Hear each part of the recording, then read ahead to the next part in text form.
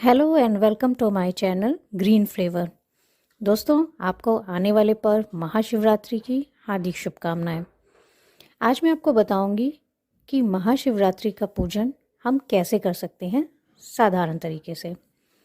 इसके लिए आप एक स्वच्छ जगह पे एक चौकी लगा लें।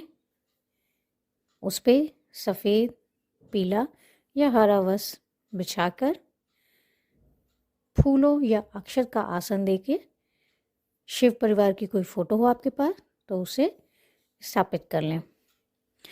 दोस्तों, वैसे तो महाशिवरात्रि का पूजन प्रदोष काल में सर्वोत्तम माना जाता है, परंतु आप सुबह नहा धो के भी इस पूजन को कर सकते हैं। इसके बाद आप गंगा जल से सभी वस्तुओं को एक बार शुद्ध कर लें। अब एक जल का लोटा रख लें और एक पात्र ले लें जिसमें आपको शिवलिंग का अभिषेक करना है। दोस्तों, महाशिवरात्रि के पूजन में शिवलिंग के अभिषेक का विशेष महत्व होता है। आपके पास अगर शिवलिंग ना हो तो आप मिट्टी के पार्थिव शिवलिंग बनाकर भी इस पूजन को कर सकते हैं। आप इस पात्र में स्वास्तिक बना लें और उसमें शिवलिंग को विराजमान कर लें।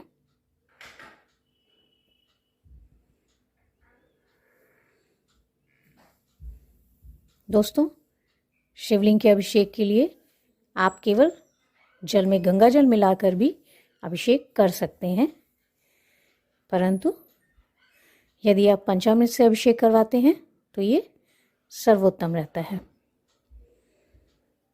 अब शिवलिंग को विराजमान कर लें और अब आपने जो शिव परिवार की फ़ोटो ली है उस पर तिलक कर लें। सर्वप्रथम गणपति जी का पूजन करेंगे।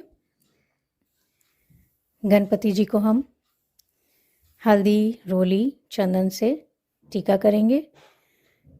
ऐसे ही शिव जी और कार्तिकेय भगवान का भी टीका कर लेंगे।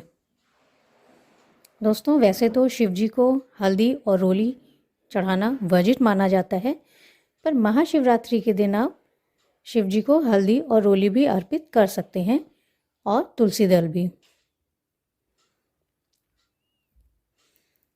माना जाता है कि आज ही के दिन शिव और पार्वती का विवाह भी संपन्न हुआ था।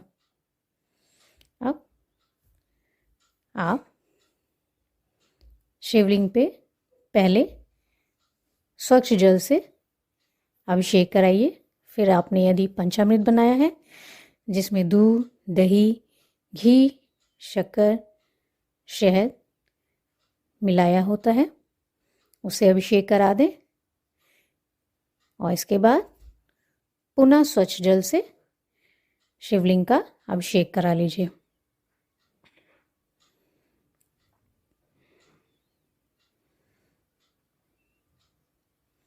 इस प्रकार शिवलिंग का अभिषेक कराने के बाद अब आप शिवलिंग पे चंदन, रोली, हल्दी का टीका कर लें। शिवलिंग पे चावल चढ़ाने का भी बहुत महत्व होता है।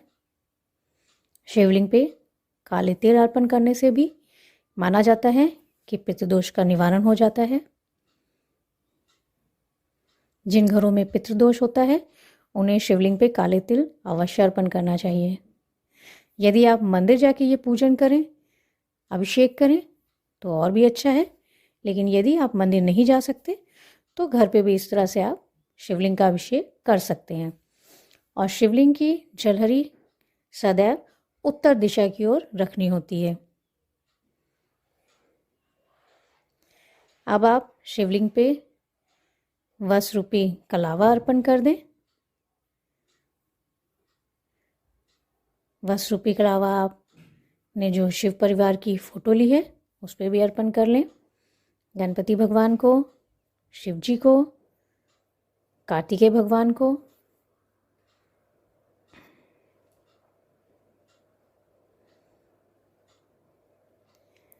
इस प्रकार से अब आप पुष्प ले लें। गणपति भगवान को पीले और लाल पुष्प बहुत प्रिय होते हैं, उन्हें वे चढ़ा दें। शिवलिंग पे भी आप पुष्प चढ़ा दें। शिव भगवान को सफ़ेद पुष्प बहुत ही प्रिय होते हैं। माता पार्वती को आप लाल पुष्प अर्पण कर सकते हैं तथा शिवलिंग पे आप बेलपत्र अवश्य अर्पण करें।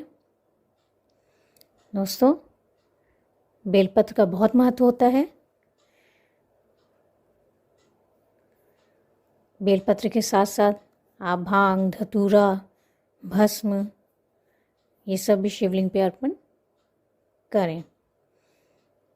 बेलपत्र पे आप चंदन से टीका करके या तो फिर चंदन से राम लिख के भी उसकी चिकनी साइड को शिवलिंग की तरफ रख के उस पर अर्पण कर सकते हैं।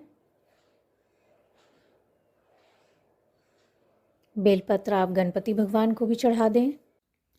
यदि आपके पास दुर्वा हो तो आप भगवान गणेश को दुर्वा भी अर्पण कर सकते हैं, उन्हें दुर्वा अति प्रिय है। इसके अतिरिक्त आप चाहें तो सभी को इत्र भी अर्पण कर सकते हैं। एक कॉटन में थोड़ा सा इत्र लेके आप सभी पे अर्पण कर दें। शिवलिंग पे भी आप इत्र अर्पण कर दें। दोस्तों, यदि आपके पास जनेऊ हो तो आप शिवलिंग पे जनेऊ भी अर्पित कर सकते हैं आज के दिन।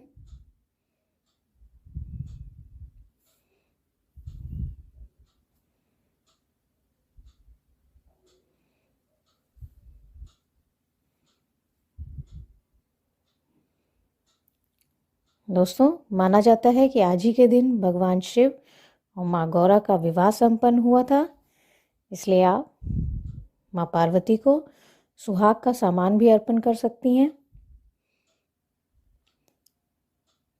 माँ पार्वती को आप एक चुन्नी चढ़ा सकती हैं। भगवान शिव को क्योंकि बेर अत्यंत प्रिय है, इसलिए आप उनको बेर अर्पण कर सकती हैं। इस प्रकार सुहाग का सामान के साथ आप शिवलिंग और माता पार्वती को आज के दिन मेहंदी भी अर्पण कर सकती हैं। अब आप धूप, दीप इत्यादि से पूजन कर लें और कपूर से सर्वप्रथम भगवान गणेश की तथा फिर भगवान शिव और पार्वती की आरती कर लें। सुहागन स्त्रियाँ इस दिन माँ गौरा को सिंदूर अर्पण कर सकती हैं, सुहाग ले सकती हैं। तो इस प्रकार हमारा महाशिवरात्रि का पूजन संपूर्ण हुआ। दोस्तों, आपको मेरी वीडियो कैसी लगी? अगर आपको मेरी वीडियो पसंद आती है तो मेरे चैनल को लाइक, सब्सक्राइब और शेयर कीजिए। Thank you.